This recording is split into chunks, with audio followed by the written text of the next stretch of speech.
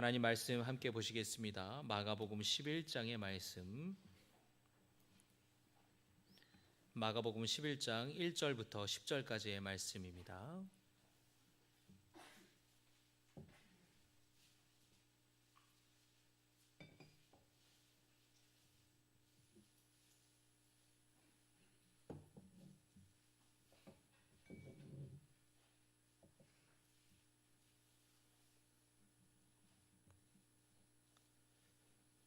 그들이 예루살렘에 가까이 와서 감람산 벳바게와 베다니에 이르렀을 때에 예수께서 제자 중 둘을 보내시며 이르시되 너희는 맞은편 마을로 가라. 그리로 들어가면 곧 아직 아무도 타보지 않은 나귀 새끼가 매어 있는 것을 보리니 풀어 끌고 오라. 만일 누가 너희에게 왜 이렇게 하느냐 묻거든 주가 쓰시겠다 하라. 그리하면 즉시 이리로 보내리라 하시니 제자들이 가서 본즉 나귀 새끼가 문 앞 거리에 매어 있는지라. 그것을 푸니 거기 서 있는 사람 중 어떤 이들이 이르되 나귀 새끼를 풀어 무엇 하려느냐 하매 제자들이 예수께서 이르신 대로 말한대 이에 허락하는지라. 나귀 새끼를 예수께로 끌고 와서 자기들의 겉옷을 그 위에 얹어 놓음에 예수께서 타시니 많은 사람들은 자기들의 겉옷을 또 다른 이들은 들에서 벤 나뭇가지를 길에 펴며 앞에서 가고 뒤에서 따르는 자들이 소리 지르되 호산나 찬송하리로다 주의 이름으로 오시는 이여. 10절의 말씀 같이 봉독합니다. 찬송하리로다 오는 우리 조상 다윗의 나라여 가장 높은 곳에서 호산나 하더라. 아멘. 오늘은 교회력에 따라서 종려 주일인데 예수님께서 예루살렘 성에 들어가실 때에 많은 사람들이 자신들의 옷과 종려나뭇가지를 길에 펴며 호산나라고 외쳤던 것을 기념하는 주일입니다. 여러분 교회 오늘 오실 때에 교회 들어오시면서 이 나뭇가지를 하나씩 받으셨죠? 함께 아까 우리 호산나 찬양하면서 이 나뭇가지를 흔들었던 기억이 납니다. 이 나뭇가지가 종려나무는 아니고요. 종려나뭇가지는 좀 다른데 보통 교회에서 이 종려나뭇가지를 하기에는 좀 어려워서 이렇게 편백나무나 칡백나뭇가지를 준비합니다. 그래서 이렇게 오늘 예배당에 오시면서 하나씩 준비를 해서 나눠드렸는데 여러분 댁에 가져가셔서 여러분 집에 있는 십자가 옆에 이렇게 꽂아 놓으세요. 십자가 옆에 잘 이렇게 보관하셨다가 내년 이맘때쯤에 사순절 시작 전에 이 마른 나뭇가지를 교회로 가지고 오시는 겁니다. 그러면 그거를 불로 태워서 제를 만들어요. 그래서 사순절이 시작되는 첫 번째 날이 수요일인데 그날은 제의 수요일이다라고 이야기를 합니다. 그래서 교회 전통에서는 그때에 그 제를 이마에 십자가 모양으로 이렇게 이마에 이렇게 발라줍니다. 요즘에는 머리에 뿌리기도 하고 또는 손에 이렇게 십자가로 이렇게 십자가를 그어서 그 제를 가지고 그런 사순절을 시작을 하게 되는데요. 집에 가져가셔서 이렇게 1년 동안 십자가 옆에 보관하시고 내년에 또 가져와 주시면 좋겠습니다. 오늘 또 말씀을 통해 주님이 주시는 은혜와 교훈이 있기를 주님의 이름으로 축복합니다. 예수님이 제자들과 함께 예루살렘 성 가까이 이르렀을 때에 벳바게와 이 베다니 동네에 있었을 때에 제자들에게 주님이 말씀하셨습니다. 맞은편 마을로 들어가라. 그곳에 가면 아직 어떤 사람도 타보지 않은 나귀 새끼 한 마리가 묶여 있을 것이다. 그것을 풀어서 끌고 와라. 누가 너희에게 왜 이렇게 하느냐고 묻거든 주가 쓰시겠다고 대답하면 허락해 줄 것이다. 제자들이 예수님의 말씀에 따라서 마을로 들어갔는데 마침 어느 집 앞에 묶여 있는 새끼 나귀를 발견합니다. 그래서 그거를 풀어서 끌고 오려고 하니까 거기 있는 사람들이 뭐 하시는 겁니까? 왜 풀어 가십니까? 주님께서 쓰시겠다고 하십니다 라고 하자 그 사람들이 데려가십시오 이렇게 이야기를 했습니다. 그래서 제자들이 나귀 새끼를 주인이 이렇게 그 나귀 새끼를 내어주어서 나귀 새끼를 가지고 예수님께 찾아왔습니다. 그리고 예수님께서는 그 새끼 나귀를 타고 예루살렘으로 이렇게 들어가셔요. 제자들은 그때까지 왜 예수님이 그냥 걸어가시는 것도 아니고 말을 타고 들어가시는 것도 아니고 왜 특별히 이 새끼 나귀를 타고 들어가시는지 이유를 몰랐습니다. 그 이유에 대해서는 말씀 중에 제가 말씀을 드리겠습니다. 그때 예루살렘에 많은 사람들이 나와서 예수님을 열렬히 환호하고 환영했어요. 북이스라엘이 아수르에 의해서 멸망당하고 남유다가 바벨론에 의해서 멸망당했을 때부터 이 유대인들에게는 메시아에 대한 소망이 있었습니다. 언젠가 하나님께서 메시아를 보내주셔서 메시아가 기름 부음 받은 자라는 뜻입니다. 왕이 오신다라는, 구원자가 오신다라는 소망이, 그 사상이 있었는데 사람들은 예수님이 바로 그 메시아라고 믿기 시작했고 그들을 로마 제국으로부터 구원해 주실 왕이라고 믿었습니다. 여기서 짚고 넘어가야 될 것은 이 유대인들이 소망했던 메시아는 정치적인 의미의 메시아였습니다. 박해로부터 주권을 되찾고 나라를 되찾아 줄 그 위대한 다윗 왕처럼 강대한 나라를 건설할 그런 메시아를 꿈꿨습니다. 이때까지 이 남유다가 바벨론에 의해 멸망당하고 로마 제국까지 페르시아가 정복당하고 페르시아에 의해서 정복당하고 그 다음에 헬라 제국에 의해서 정복됐고 그 다음에 로마 제국에 의해서 이들이 식민 통치를 받는 동안에 내가 메시아라고 등장한 사람들이 있었어요. 스스로를 메시아라고 자처하며 군사적인 반란을 했던 사람들이 있었는데 그때마다 그들은 다 진압됐고 그 주동자들이 붙잡혀서 처형당하기 일쑤였습니다. 그래서 그때마다 사람들의 반응은 이번에도 또 아니네. 저 사람이 우리를 구원해 줄 메시아라고 믿었는데 저 사람도 아닌가 봐. 또 실망스럽구나. 언제 우리는 자유함을 누릴까? 사람들의 반응이 그랬어요. 그런데 예수님이 등장했을 때에 사람들은 그 어느 때보다도 훨씬 더 기대가 컸습니다. 왜냐하면 예수님의 말씀이 다른 랍비나 유대 종교 지도자들과 전혀 달랐기 때문에 그 말씀에 능력이 있고 권세가 있었기 때문에 그리고 예수님이 많은 질병에 걸린 사람들을 실제로 고쳐주는 기적을 일으켰기 때문에 예수님이야말로 선지자다, 예언자다, 아니다, 메시아다라는 믿음이 이 백성들에게 있었던 것이에요.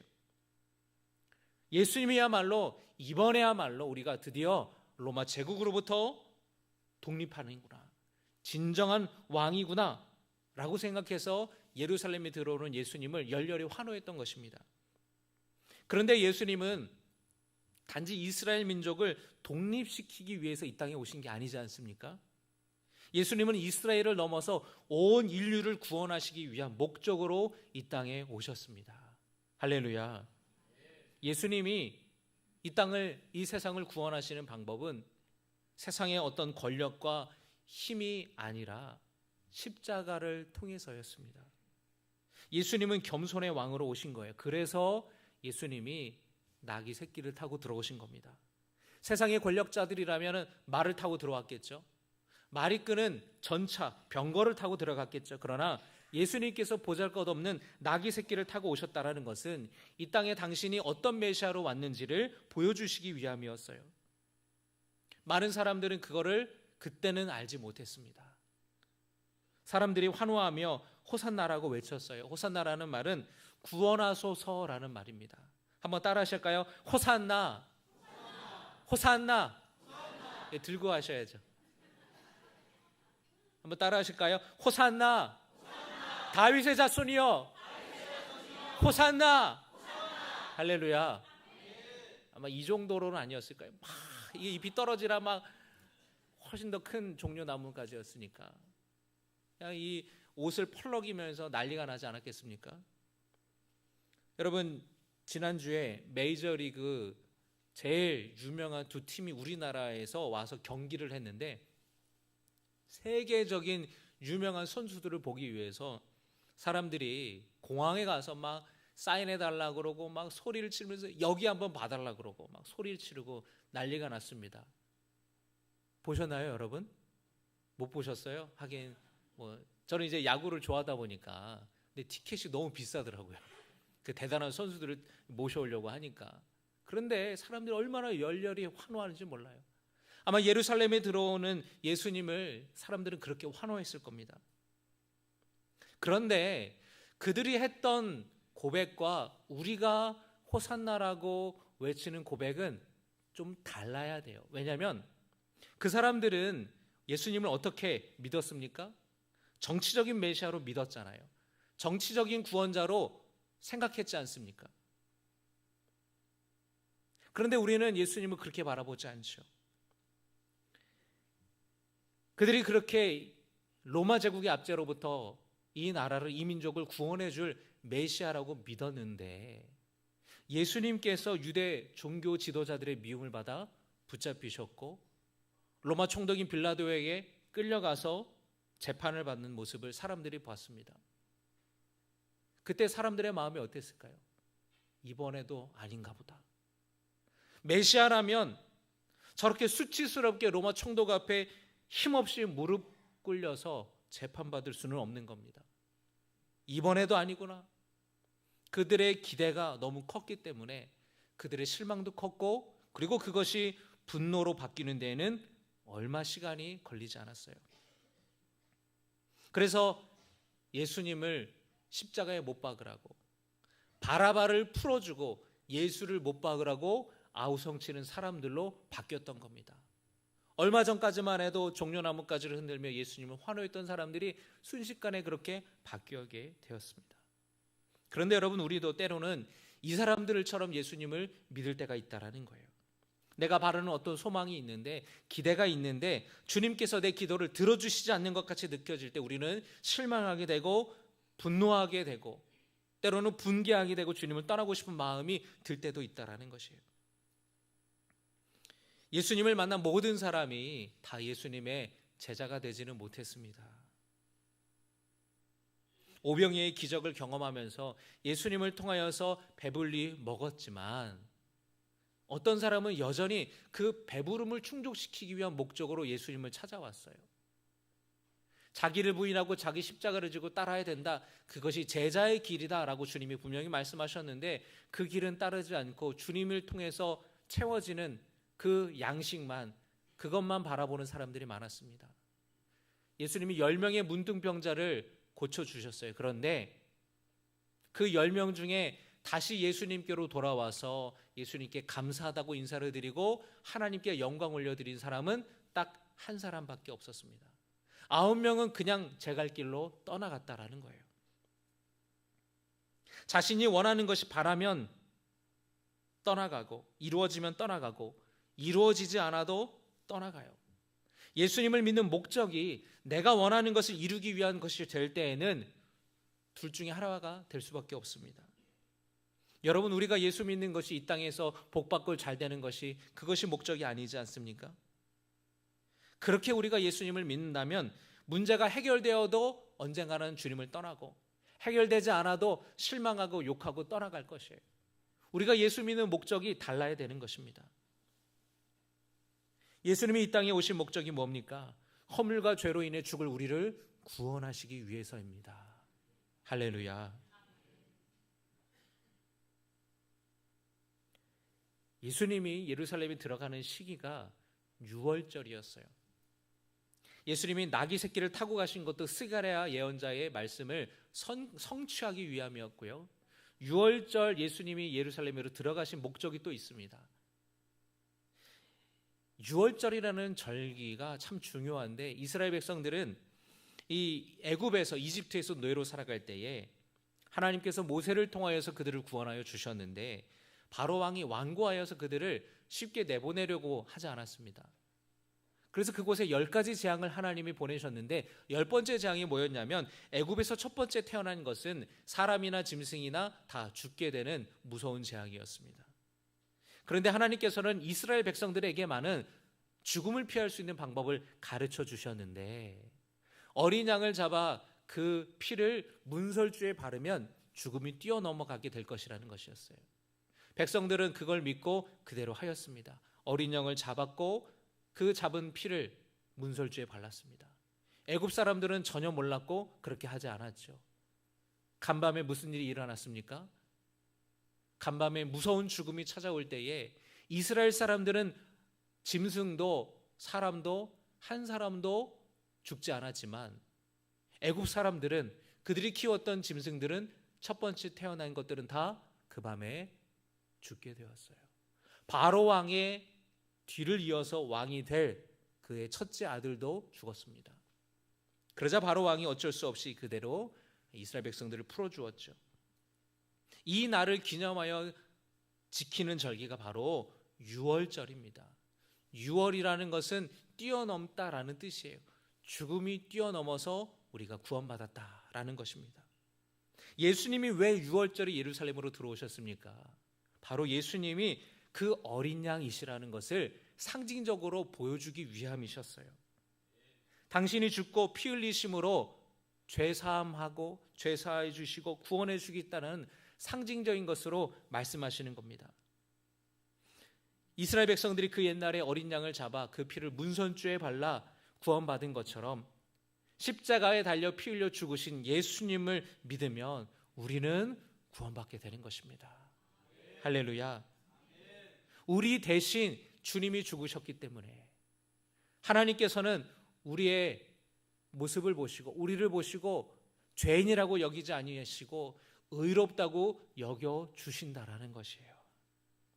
세상의 어느 종교에서 신이 자기를 섬기는 이들을 위해 스스로 죽겠습니까? 십자가 형벌은 쳐다보기도 싫은, 쳐다보면 공포와 두려움이 느껴지는 사형 도구였습니다. 그러나 우리가 십자가를 볼 때에 두려움이 아닌 예수님의 사랑을 느끼고 십자가를 바라볼 때 우리는 희망을 갖게 되는 것은 바로 예수님께서 십자가에서 죽으심으로 우리를 죄에서 구원하여 주셨다라는 것을 믿기 때문입니다. 나 대신 죽으신 주님의 희생으로 우리는 살게 된 것이에요. 한번 따라합니다. 주님이 죽고 내가 살게 되었습니다.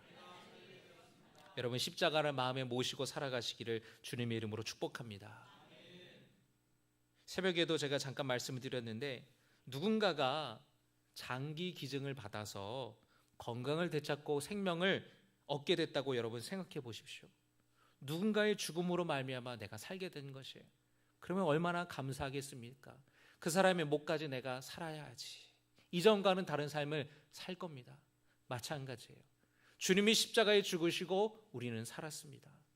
주님의 생명이 내 생명이 된 것이에요. 주님이 죽고 나는 살게 된 것입니다. 오늘 종료주의를 맞아서, 고난주의를 맞아서 이것을 기억하시고 여러분의 마음에 십자가를 간직하며 새기며 살아가시기를 주님의 이름으로 축복합니다. 그 옛날에 예루살렘으로 입성하는 예수님을 환호했던 이들은 자기의 바람과 기대와 소망 때문에 그렇게 환호했어요. 그러나 우리는 그들과 다르게 우리를 죄에서 구원하시기 위해 이 땅에 오신 예수님을 기뻐하며 감사하며 살아가는 우리 모두가 되기를 주님의 이름으로 축복합니다. 우리 함께